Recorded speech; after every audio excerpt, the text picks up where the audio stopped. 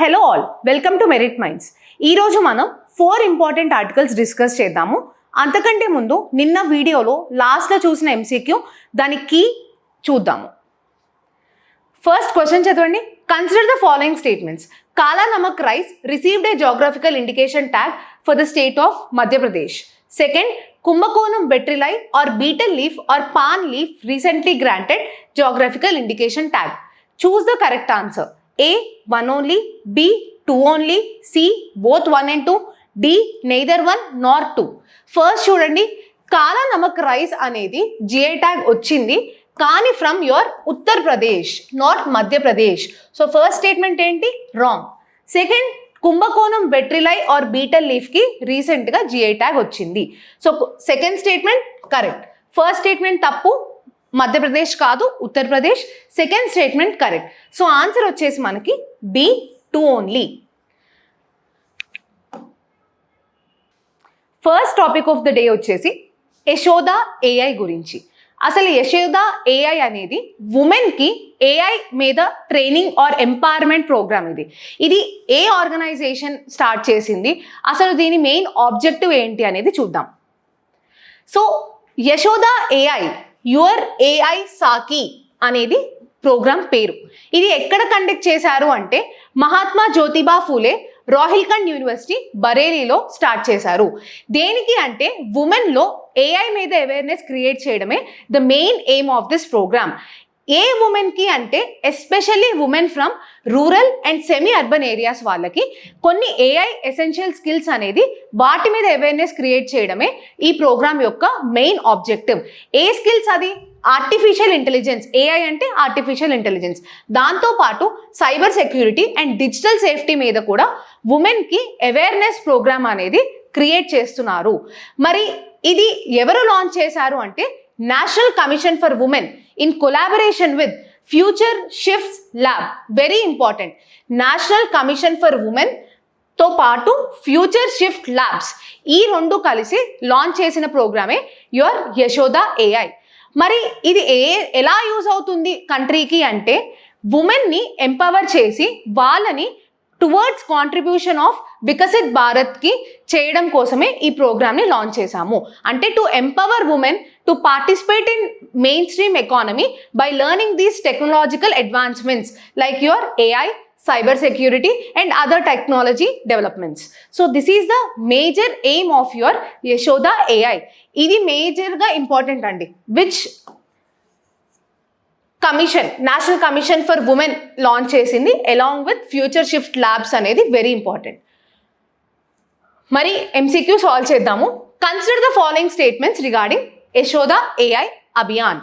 It is an initiative launched by National Commission for Women in collaboration with Future Shifts Lab. Correct statement అది. The program primarily targets urban male IT professional anta. కాదు కదా, it is mainly concentrating on rural and semi urban areas నుంచి వచ్చే ఉమెన్ని. So male కాదు. Second statement wrong. It AIIMS to equip women with skills in AI, cyber security and digital safety. ఇది correct. So answer వచ్చేసి 1 and 3 are correct కాబట్టి option B అయింది. Next topic వచ్చేసి troll wildlife sanctuary గురించి. అసలు ఇది న్యూస్లో ఎందుకు ఉంది అంటే రీసెంట్గా గవర్నమెంట్ ఈ చుట్టుపక్కల ఉన్న ఏరియాని ఈఎస్జెడ్గా డిక్లేర్ చేసింది. ఈఎస్జెడ్ అంటే eco sensitive zone. So Tral wildlife sanctuary చుట్టూరు ఉన్న ఏరియాని ఈకో సెన్సిటివ్ జోన్గా గవర్నమెంట్ డిక్లేర్ చేసింది కాబట్టి ఇది మనకి అప్కమింగ్ ప్రిలిమ్స్ ఎగ్జామినేషన్స్కి వెరీ ఇంపార్టెంట్. అసలు ఇది ఎక్కడ ఉంది అనేది నెక్స్ట్ ఇంపార్టెంట్ పాయింట్. సో ఎక్కడ ఉందండి? ట్రాల్ వైల్డ్ లైఫ్ శాంక్చురీ వచ్చేసి పుల్వామా డిస్ట్రిక్ట్లో ఉంది. Pulwama district of Jammu and Kashmir. Very important. Pulwama district of Jammu కాశ్మీర్లో ఉంది. మరి ఇది దేనికి ఇంపార్టెంట్ అంటే హ్యాంగల్ అనే స్పీసీస్కి ఇంపార్టెంట్.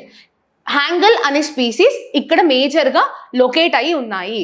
మరి దీంట్లో మేజర్గా దచ్చిగం నేషనల్ పార్క్లో కాకుండా హ్యాంగల్ అనే స్పీసీస్ మేజర్గా లొకేట్ అయి ఉన్నాయి కాబట్టి వెరీ ఇంపార్టెంట్. జనరల్గా హ్యాంగల్ అనే స్పీసీస్ దచ్చిగం నేషనల్ పార్క్లో ఎక్కువగా కనిపిస్తాయి.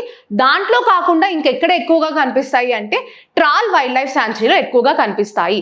మరి హ్యాంగల్ యొక్క స్టేటస్ ఏంటి? Critically endangered. So Hangul is your critically endangered deer species అన్నమాట. ఇది డచ్ గమ్తో కాకుండా ట్రాల్లో కూడా కనిపిస్తాయి.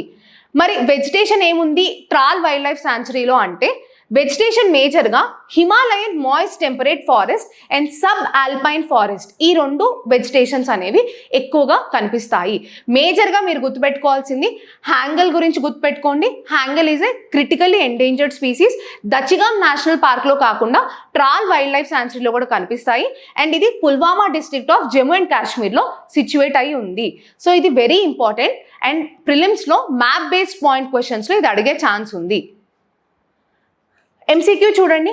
Consider the following statements about Tral wildlife sanctuary. It functions as a protected wildlife corridor for endangered Kashmir stag. హ్యాంగల్ని కాశ్మీర్ స్టాగ్ అని కూడా అంటారు.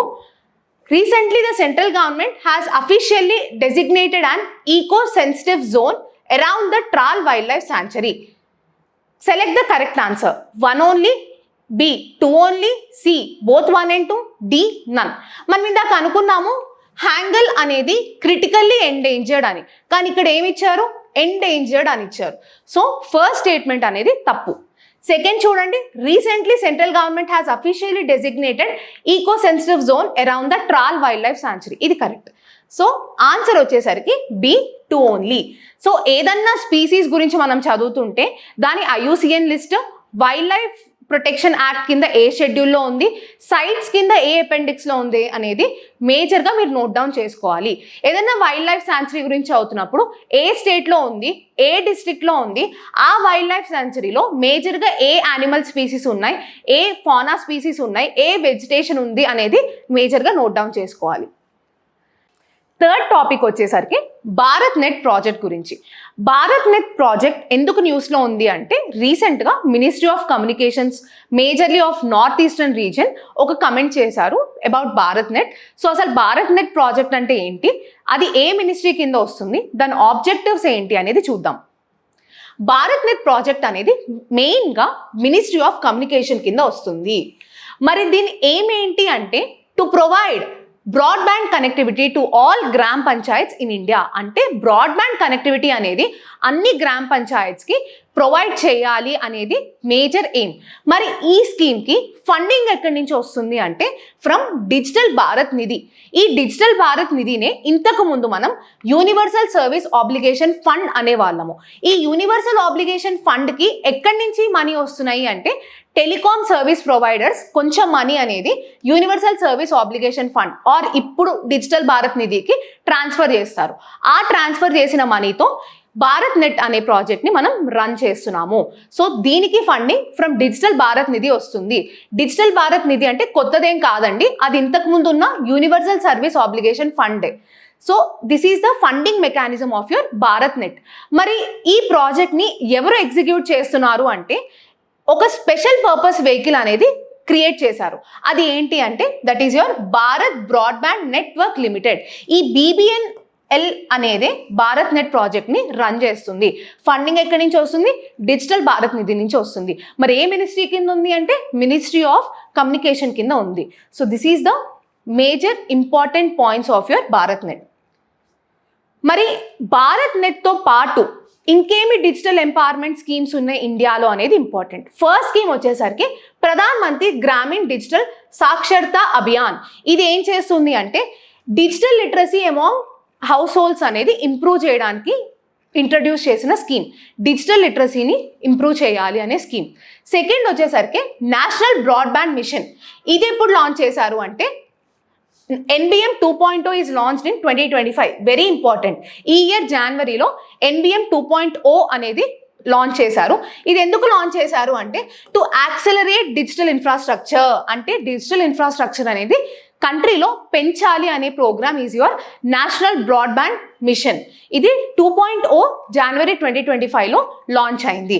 మరి కీ ఇనిషియేటివ్స్ అండర్ NBM ఏంటి అంటే your centralized right of way అంటే ROW portal of GatiShakti Sanchar. ఇది one of the major initiative under your NBM. ఇది గుర్తుంచుకోండి, centralized right of way portal of GatiShakti Sanchar.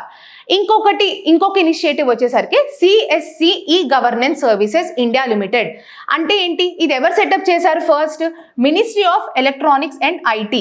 దీని కింద CSC అనేది పనిచేస్తుంది. ఈ 3 ఇంపార్టెంట్ స్కీమ్స్ అనేవి అదర్ దెన్ భారత్ నెట్ మన ఇండియాలో ఉన్న డిజిటల్ ఎంపవర్మెంట్ స్కీమ్స్. సో ఈ స్కీమ్స్ని కూడా నోట్ డౌన్ చేసుకోండి. మరి MCQ చూడండి. Consider the following statements regarding Bharat net. Phase 3 ongoing aims at future proofing the network by integrating 5G technologies, increasing bandwidth capacity, ensuring robust last mile connectivity. Second statement, National Optical Fiber Network was launched in 2011 and later renamed as BharatNet Project in 2015 under your Ministry of Communication. Select the correct answer. 1 only, 2 only, both 1 and 2 and none. Bharat net కింద present మనకి Phase 3 అనేది run అవుతుంది, అది గుర్తుంచుకోండి. So Phase 3 is currently running under your Bharat net. So this is correct అండి. Phase 3 కింద మనం 5G technology integration మీద కాన్సన్ట్రేట్ చేస్తున్నాము. సెకండ్ వచ్చేసరికి ఇంతకు ముందు భారత్ నెట్ని నేషనల్ ఆప్టికల్ ఫైబర్ నెట్వర్క్ అనేవాళ్ళు, NOFN. 2011 వరకు అలా పిలిచే వాళ్ళము. 2015లో భారత్ నెట్ ప్రాజెక్ట్ అనేది ఇంట్రడ్యూస్ చేశారు under your ministry of communication. So first 2011లో introduce చేసినప్పుడు నేషనల్ ఆప్టికల్ ఫైబర్ నెట్వర్క్ అనేవాళ్ళము. 2015 నుంచి భారత్ నెట్గా పేరు మార్చాము మినిస్ట్రీ ఆఫ్ కమ్యూనికేషన్ కింద. So second statement is also correct statement. So answer C అయింది, that is your both 1 and 2. Next వచ్చేసి స్వచ్ఛతా పక్వాడా గురించి. స్వచ్ఛతా పక్వాడా అంటే ఏంటి, దాని ఆబ్జెక్టివ్స్ ఏంటి చూద్దాం. స్వచ్ఛతా పక్వాడా వచ్చేసి ఒక ఫోర్ట్నైట్ ప్రోగ్రామ్. ఫోర్ట్నైట్ అంటే 14 days యొక్క ప్రోగ్రామ్. దీన్ని ఎందుకు సెలబ్రేట్ చేస్తున్నాము అంటే to bring all the ministries on to 1 stage అనమాట. ఎందుకు? To promote Swachh Bharat mission. సో స్వచ్ఛ భారత్ మిషన్ని ప్రమోట్ చేయడానికి అన్ని మినిస్ట్రీస్ మధ్య ఇంటిగ్రేషన్ తేయడమే స్వచ్ఛతా పక్వాడా యొక్క మెయిన్ ఎయిమ్. ఇది ఒక 14 days యొక్క ప్రోగ్రామ్. అండ్ ప్రతి మినిస్ట్రీ అండ్ ప్రతి central government has to observe this Swachhata Pakhwada.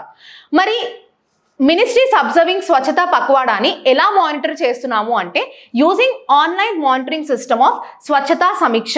ఇది very important. So online portal to monitor government departments or ministries ఏంటి అంటే స్వచ్ఛతా సమీక్ష, ఇది గుర్తుంచుకోండి. ఇంకా Pakhwada fortnight observing ministries are considered as Swachhata ministries. అంటే ఏ మినిస్ట్రీ అయితే దాన్ని ఫాలో అవుతుందో స్వచ్ఛతా పక్వాడాని, ఆ మినిస్ట్రీస్ని స్వచ్ఛతా మినిస్ట్రీస్ అంటున్నాము. మరి దీన్ని మానిటర్ చేసే పోర్టల్ ఏంటండి? స్వచ్ఛతా సమీక్ష. మరి ఇది ఏ ప్రోగ్రామ్ కింద ఆర్ ఏ మిషన్ని ప్రమోట్ చేస్తుంది అంటే స్వచ్ఛ భారత్ మిషన్ని ప్రమోట్ చేస్తుంది. మరి ఇది ఎన్ని డేస్ సెలబ్రేట్ చేస్తాము అంటే 14 days సెలబ్రేట్ చేస్తాం. ఒక్కొక్క మినిస్ట్రీ ఒక్కొక్క 14 daysని సెలబ్రేట్ చేసుకుంటూ ఉంటుంది. సో అన్ని మినిస్ట్రీస్ని సెలబ్రేట్ చేయాలి under your Swachhata Pakhwada program. MCQ చూడండి. Consider the following statements regarding Swachhata Pakhwada. It requires participation from only urban local bodies అంట. కాదు, ఓన్లీ అర్బన్ లోకల్ బాడీస్ కాదు. It is an initiative under Swachh Bharat Mission launched in 2016. Correct ఇది. Ministries are monitored through an online system called Swachhata Samiksha. కరెక్టే కదా, మనం చూసాం. స్వచ్ఛత సమీక్ష కింద మినిస్ట్రీస్ని మానిటర్ చేస్తాము. Which of the following statements are correct? 1 and 2 only, 2 and 3 only, 1 and 3 only, all of these. First statement తప్పు కాబట్టి answer B, 2 and 3 only. So moving on to MCQ of the day. దీని ఆన్సర్ని comment చేయండి, రేపు మనం answer discuss చేద్దాము. Question చూడండి. Which of the following are correct statements? Operation Chakra 5 of CBI aims to curb transnational organised cyber crime or digital arrest. Second, 17th edition of India-Mongolia Joint Naval Exercise Nomadic Elephant is to be conducted in Ulaanbaatar of Mongolia. A, 1 only, B, 2 only, C, both 1 and 2, D, neither 1 nor 2. దీని ఆన్సర్ని కింద comment చేయండి, రేపు మనం discuss చేద్దాం. Till then happy learning.